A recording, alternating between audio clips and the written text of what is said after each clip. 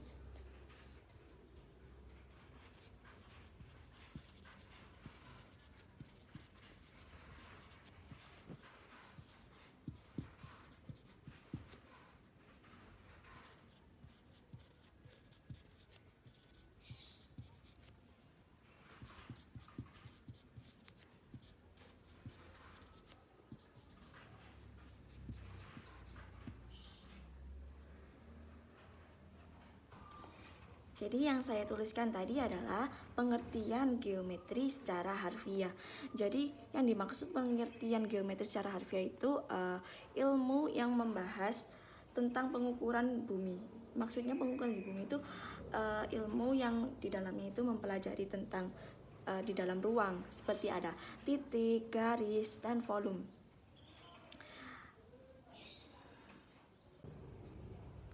Ada pula definisi geometri secara etimologi.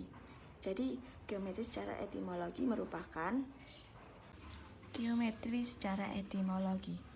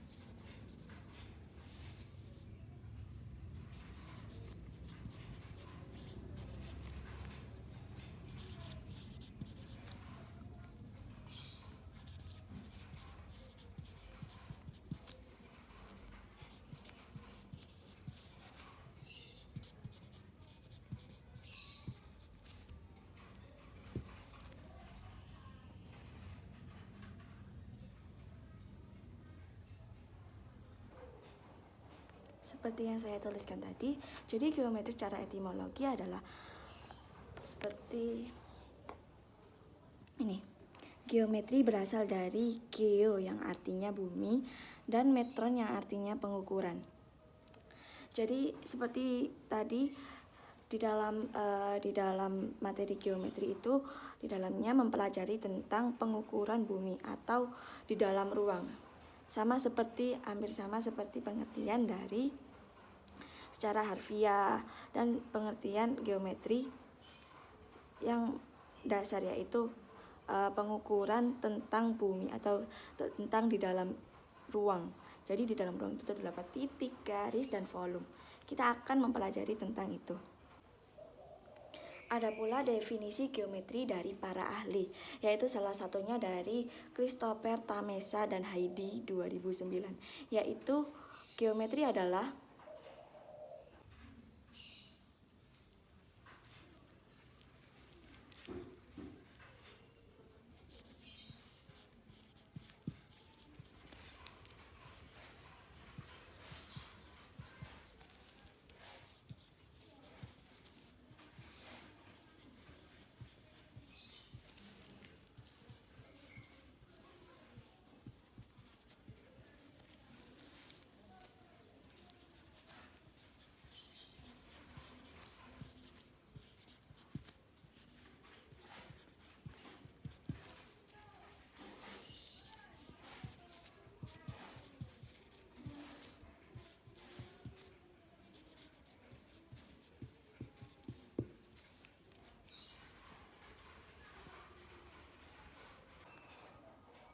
Jadi seperti yang saya tuliskan tadi, menurut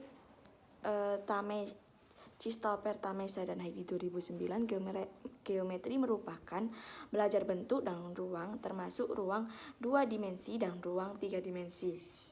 Di sini beda ya dengan pengertian dari secara harfiah dan secara mendasar, pengertian geometri secara mendasar. Di sini ruang 2 dimensi sendiri itu seperti lingkaran, persegi panjang, dan lain-lain. Perbedaan 2 dimensi dan 3 dimensi sendiri itu sangat berbeda ya. Kalau 2 dimensi itu memiliki 2 ukuran, dan sedangkan 3 dimensi memiliki 3 ukuran. Ukuran 2 dimensi sendiri itu panjang dan lebar. Sedangkan 3 dimensi ini memiliki 3 ukuran, yaitu panjang, lebar, dan tinggi. Jadi di sini perbedaannya. Dan materi kedua yaitu tentang sejarah dan perkembangan geometri. Dalam sejarah dan perkembangan geometri, ada negara penyumbang pengetahuan geometri, yaitu ada Babilonia dari 400 sebelum Masehi sampai 500 sebelum Masehi, ada Yunani dari 600 sebelum Masehi sampai 400 sebelum Masehi, ada Mesir dari 5000 sebelum Masehi sampai 500 sebelum Masehi, ada Jazirah Arab dari 600 sebelum Masehi sampai 1500 Masehi. Ada India dari 1500 Masehi sampai 1500 sebelum Masehi sampai 200 sebelum Masehi, dan ada Cina dari 100 sebelum Masehi sampai 1400. Dan tentu saja masih banyak ada negara-negara lain yang penyumbang pengetahuan geometri, namun belum terekam dalam tradisi tulisan. Geometri yang lahir dan berkembang di Babilonia merupakan sebuah hasil dari keinginan dan harapan para pemimpin pemerintah dalam agama pada masa itu.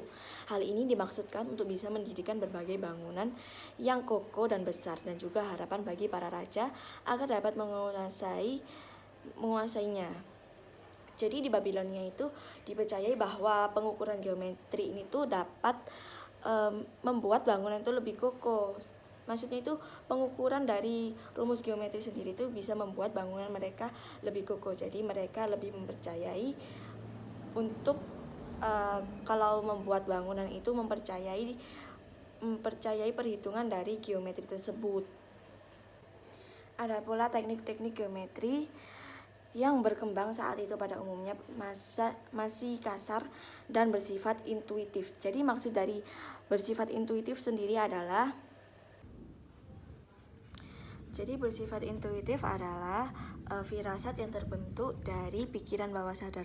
Jadi dari pikiran bawah sadar itu kita bisa menemukan ide-ide yang baru. Akan tetapi cukup akurat dan dapat memenuhi kebutuhan perhitungan berbagai fakta tentang teknik geometri saat itu. Hal tersebut termuat dalam Ahmes Papyrus yang ditulis kurang lebih pada tahun 1600 sebelum Masehi dan ditemukan pada abad ke-9. Peninggalan berupa tulisan ini merupakan bagian dari barang-barang yang tersimpan oleh museum-museum di London. Dalam papirus ini terdapat formula tentang perhitungan luas daerah satu persegi panjang, segitiga siku-siku, trapesium yang mempunyai kaki tegak lurus dengan alasnya, serta formula tentang pendekatan perhitungan luas daerah lingkaran. Orang-orang Mesir rupanya telah mengembangkan rumus-rumus ini dalam kehidupan mereka untuk menghitung luas tanah garapannya. Bangsa Mesir yang mendiami wilayah di sepanjang Sungai Nil yang ternyata sangat subur sehingga pertanian berkembang dengan sangat pesat. Dengan perkembangan pertanian yang sangat pesat, maka pemerintah memerlukan cara untuk membagi petak-petak sawah dengan adil. Dengan demikian, maka geometri maju di sini karena menyajikan berbagai bentuk poligon yang disesuaikan dengan keadaan wilayah di sepanjang Sungai Nil. Di Yunani, geometri mengalami masa emas-emasnya. Sekitar 2000 tahun yang lalu ditemukan teori yang kita kenal dewasa ini dengan nama teori aksiomatis, teori berpikir yang mendasarkan diri pada sesuatu yang paling dasar, yang kebenarannya kita terima begitu saja. Keberadaan semacam ini kita sebut kebenaran aksioma. Dari era ini kita juga memperoleh warisan buku geometri yang hingga kini belum terbantahkan, yaitu geometri Euclides 4. Di awal perkembangan Islam, para pemimpin Islam menganjurkan agar menimba ilmu sebanyak mungkin. Kita kenal belajarlah hingga ke negeri Cina. Dalam era itu, Islam menyebar di Timur Tengah, Afrika Utara, Spanyol, Portugal, dan Persia. Para matematikawan Islam menyumbang ilmu pada pengembangan aljabar, astronomi, dan trigonometri. Pada trigonometri merupakan salah satu pendekatan untuk menyelesaikan masalah geometri secara aljabar. Nah, dan kita di situ mengenalnya menjadi geometri yang analitik. Di wilayah timur, India dan Cina juga dikenal penyumbang pengetahuan matematika yang handal. Di India, para matematikawan memiliki tugas untuk membuat berbagai bangunan pembakaran untuk korban di altar. Salah satu syaratnya adalah bentuk boleh sama, bahkan harus berbeda tetapi luasnya harus sama. Misalnya membuat panggungan pembakaran yang terdiri atas 5 tingkat dan setiap tingkat terdiri dari 200 bata. Di antara 2 tingkat tersebut yang berurutan tidak boleh ada susunan bata yang sama persis. Jadi penyusunan batanya itu harus berbeda. Jika yang satu miring, yang satunya itu harus berbeda. Saat itulah muncul ahli geometri di India. Tentu bangunan itu juga dilengkapi dengan atap, dan atap juga merupakan bagian tugas matematikawan di India. Lah, dari sinilah berkembang teori-teori geometri seperti cabang-cabang ilmu pengetahuan yang lain. Matematika termasuk geometri juga dikembangkan oleh para ilmuwan Cina sejak 2000 tahun sebelum Masehi atau sekitar 4000 tahun yang lalu. Kalau di Eropa terdapat buku unsur-unsur geometri Euclides yang mampu menembus waktu 2000 tahun tanpa tertandingi. Di timur Cina terdapat buku 9 bab tentang matematika yang dibuat sekitar tahun 179 oleh Liu Hui. Nah, pada buku ini memuat banyak masalah geometri, di antaranya menghitung luas dan volume. Dalam buku itu juga mengupas hukum Pitagoras, juga banyak dibicarakan tentang poligon. Pada zaman pertengahan, ahli matematik muslim banyak menyumbangkan mengenai perkembangan geometri, terutama geometri aljabar dan aljabar geometri. Kata Al-Mahani 1893 mendapat ide menguraikan masalah geometri seperti menyalin kubus kepada masalah dalam bentuk aljabar. Pada awal abad ke-17 terdapat 2 perkembangan penting dalam geometri, yaitu yang pertama ada perkembangan penting adalah penciptaan geometri analitik atau geometri dengan 5. Pada perkembangan geometri kedua adalah penyelidikan secara sistematik dari geometri proyektif oleh Girard de Sargues pada tahun 1591 sampai 1661. Geometri proyektif adalah penyelidikan geometri tanpa ukuran hanya dengan menyelidik bagaimana hubungan antara satu sama dengan yang lain. Dua perkembangan dalam geometri pada abad ke-19 mengubah cara telah dipelajari sebelumnya. Ini merupakan penemuan geometri bukan Euclid oleh Lobachevsky, Bolyai, dan Gauss, dan dari formulasi metri sebagai pertimbangan utama dalam program Erlangen dari Felix Klein, atau yang menyimpulkan geometri Euclid dan bukan Euclid. Materi yang ketiga yaitu konsep terkait geometri. Salah satunya itu undefined term atau istilah yang tidak terdefinisi. Maksudnya undefined term ini adalah sesuatu yang tidak dapat didefinisikan. Begitu juga dalam matematika. Istilah yang tak terdefinisi ini merujuk pada suatu ekspresi yang tidak dapat diberi suatu interpretasi atau nilai tertentu. Dari undefined term ini ada istilah yang tidak dapat didefinisikan dalam geometri, yaitu salah satunya itu titik. Apa sih titik itu? Jadi titik adalah sesuatu yang tidak memiliki ukuran seperti panjang, lebar, tinggi, itu dia tidak memilikinya. Biasanya dilambangkan dengan huruf kapital. Nah, yang kedua ada garis. Garis sendiri adalah garis itu seperti ini ya.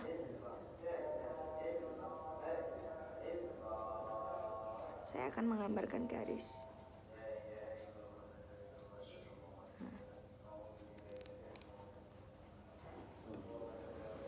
Garis itu contohnya seperti kayak begini. Garis itu biasanya dilambangkan seperti ini ya. Garis juga biasanya dilambangkan dengan huruf kecil. Kita tulis ya, dilambangkan dengan huruf kecil.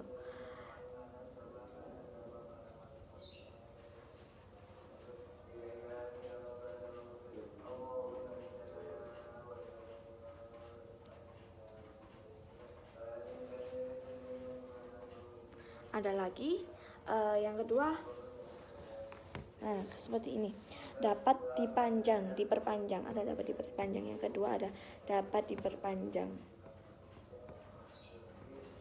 Bentar ya, diperpanjang.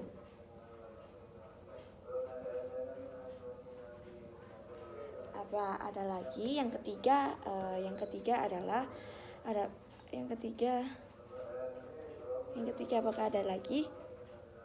Ada, berarti garis itu dilambangkan dengan huruf kecil, yaitu ini dia huruf kecilnya, dan dapat diperpanjang lagi kayak diperpanjang seperti kayak gini juga bisa. Nah, dari garis itu ada beberapa macam-macam dari garis. Yang pertama ada garis lurus, dan yang kedua ada garis lengkung, dan yang ketiga ada garis putus-putus. Saya akan menggambarkan garis lurus, contoh dari garis lurus. Garis lurus sendiri itu seperti ini. Jadi dia lurus saja kayak gini. Terus garis lengkung itu digambarkan seperti ini. Kayak ada gelombangnya. Dan yang garis putus-putus itu garis yang terputus-putus, nanti bisa putus-putus. Itulah dari macam-macam garis. Dari istilah yang tak terdefinisikan tadi, yang ketiga ada ruas garis. Ruas garis sendiri dapat diartikan sebagai garis yang dibatasi oleh dua titik ujung yang berbeda dan memuat semua titik pada garis di antara ujung-ujungnya. Contoh dari ruas garis sendiri yaitu segitiga atau sisi persegi. Dan yang keempat dari istilah yang tidak definisikan, yang keempat ada bidang. Bidang merupakan permukaan datar atau dua dimensi yang memiliki ukuran panjang dan lebar. Di sini saya akan mencontohkan gambar bidang dari bidang.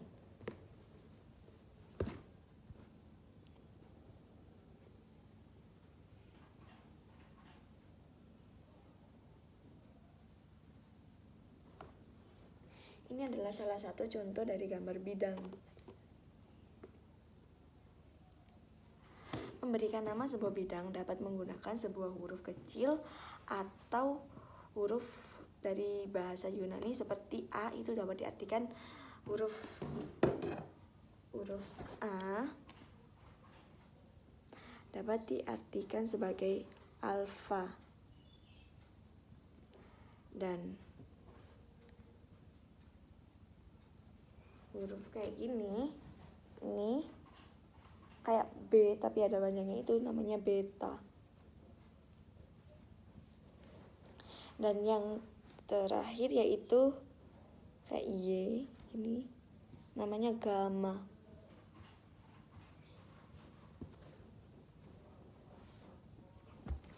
Dari sini itu adalah nama yang dinamakan di bidang. Dan yang kedua ada definisi. Definisi merupakan sebuah pernyataan yang dibuat dengan menggunakan konsep yang tak terdefinisi di dalam geometri. Misalnya adalah titik, garis, bidang, dan ruang. Sedangkan definisi misalnya adalah definisi sinar. Di dalam geometri kita mengenal sinar. Definisi sinar sendiri adalah himpunan titik-titik yang merupakan gabungan satu titik tetap dan titik-titik yang sepihak. Nah, di sini saya akan mencontohkan dari sinar garis. Misalnya, suatu titik A berada tepat di tengah-tengah garis G, dengan titik A tidak termasuk dalam tengahan garis. Seperti ini ya. Saya akan gambarkan.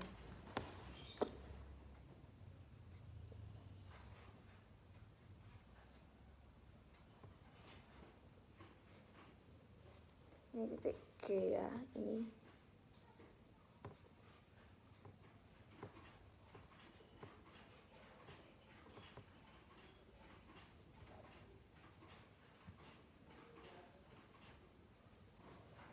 Ini dia contohnya dari suatu titik A berada tepat di tengah-tengah garis G dengan titik A tidak termasuk dalam tengahan garis. Seperti ini ya.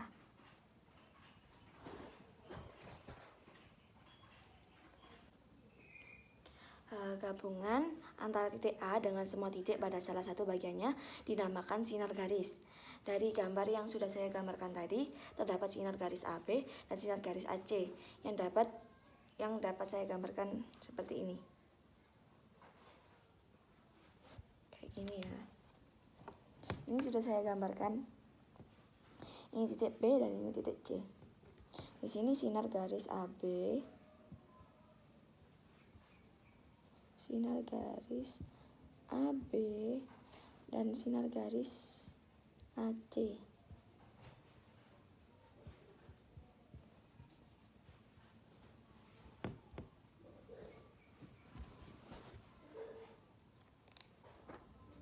Dan yang ketiga ada aksioma.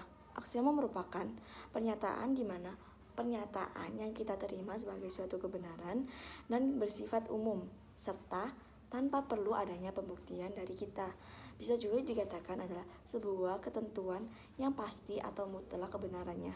Untuk aksioma, misalnya seperti garis adalah himpunan titik-titik yang memuat paling sedikit dua titik dan dua titik yang berlainan termuat dalam tepat dalam satu garis. Di sini saya akan memberikan contoh dari aksioma. Contoh dari aksioma sendiri yaitu untuk semua bilangan real X dan Z berlaku menjadi X tambah Y sama dengan Y tambah X, atau hukum komutatif penjumlahan. Contoh yang kedua yaitu jika sebuah garis dan sebuah bidang mempunyai dua titik persekutuan, maka garis itu seluruhnya terletak pada bidang. Misalnya seperti aksioma di atas, aksioma yang sudah saya contohkan tadi. Di atas garis adalah himpunan titik-titik yang memuat paling sedikit dua titik. Dan ini merupakan salah satu dari 6 aksioma insidensi dalam geometri. Di sini saya juga akan menjelaskan tentang postulat. Postulat sendiri merupakan sebuah pernyataan atau matematika yang disepakati benar tanpa perlu adanya pembuktian. Sebagian orang menyatakan postulat sama dengan aksioma sehingga mereka dapat dipertukarkan karena dalam suatu materi terkadang telah ditentukan pernyataan yang telah disepakati kebenarannya sehingga disebut aksioma. Contoh postulat sendiri yaitu seperti dapat dilukis garis lurus dari suatu titik ke titik yang lain dan dapat dihasilkan garis lurus terhingga dengan sembarang panjang atau panjangnya itu tak terserah gitu. Kayak seperti ini dari garis kayak ini bisa membentuk dalam satu garis seperti itu. Yang keempat ada dalil atau teorema. Dalil atau teorema adalah kebenaran yang diturunkan dari aksioma suatu pernyataan matematika yang masih memerlukan pembuktian dan pernyataan itu dapat ditunjukkan bernilai benar. Teorema atau dalil ini dapat dibuktikan menggunakan alasan matematika yang tepat berdasarkan aturan dan tata cara yang masuk akal. Di sini saya akan memberikan contoh dari teorema. Teorema adalah pernyataan hubungan definisi dengan definisi lainnya. Contoh teorema sendiri yaitu teorema Pythagoras, menyatakan hubungan ketiga sisi segitiga siku-siku. Teorema Lagrange menyatakan hubungan grup hingga dengan subgrup. Dan yang kelima ada rumus. Rumus merupakan cara singkat untuk mencari informasi tertentu dengan cara menggunakan patokan yang dilambangkan dengan huruf, angka ataupun tanda. Rumus dari di sini saya akan memberikan salah satu rumus dari deret, yaitu rumus dari geometri, maaf ya. Itu rumus SN deret geometri. Rumus SN deret geometri.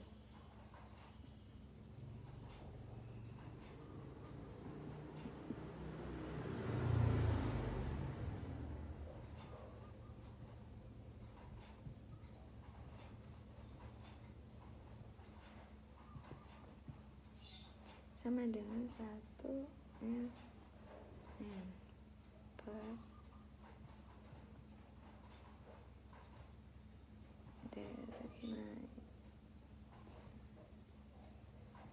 naik Sn sama dengan A1 Ln.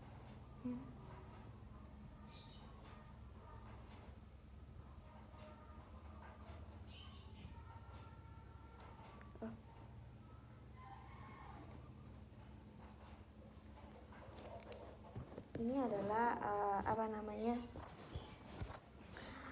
rumus dari deret geometri. Ini merupakan dari rumus SN deret geometri.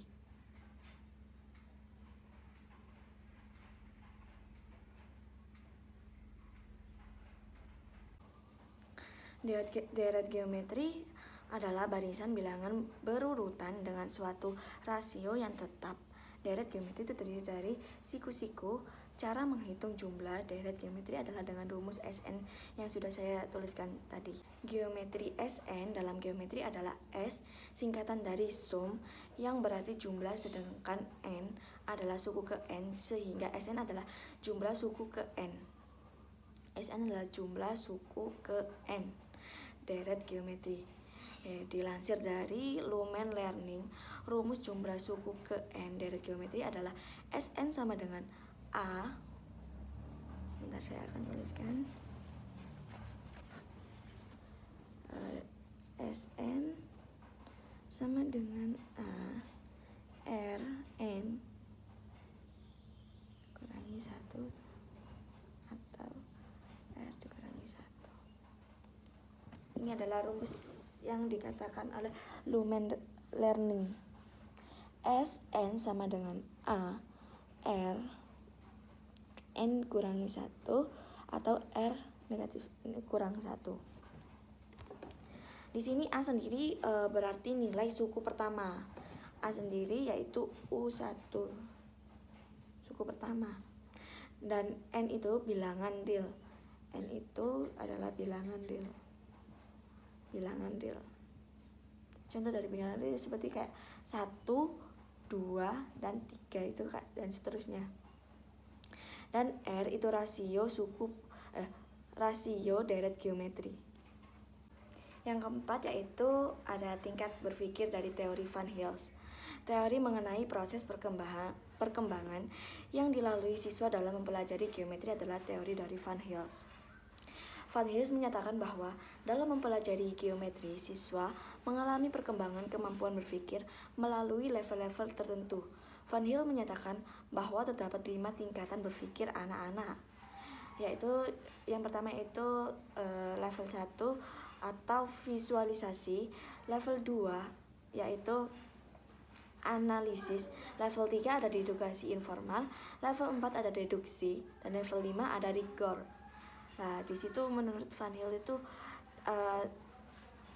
tahapan berpikir anak-anak ada tingkatan levelnya. Level yang pertama yaitu mengenal bentuk-bentuk geometri hanya sekedar karakteristik visual dari suatu objek. Dan level kedua itu menjelaskan level kedua itu analisis. Berarti di situ kayak anak-anak itu udah memasuki tahap kayak menganalisis. Dan level yang selanjutnya itu level deduksi informal. Pada level ini siswa sudah dapat melihat hubungan sifat-sifat pada suatu bangun geometri dan sifat-sifat dari berbagai bangun dengan menggunakan deduksi informal. Dan yang selanjutnya itu level deduksi formal. Pada level ini siswa tidak hanya sekedar menerima bukti, tetapi siswa sudah mampu menyusun bukti tersebut. Dan yang level terakhir yaitu level rigor. Ini siswa sudah bernalar secara formal dalam sistem matematika. Dia udah lebih naik gitu dari level-level sebelumnya. Baik teman-teman, dari sini saya sudah menjelaskan mengenai materi geometri, dari mulai definisi geometri, yang kedua ada sejarah geometri, yang ketiga ada konsep geometri, dan yang terakhir yaitu teori berpikir dari Van Hils. Dari video yang saya sampaikan, materi yang saya sampaikan, apabila ada kesalahan dalam waktu saya menyampaikan materi tersebut, mohon maaf. Sekian materi dari saya. Wassalamualaikum warahmatullahi wabarakatuh.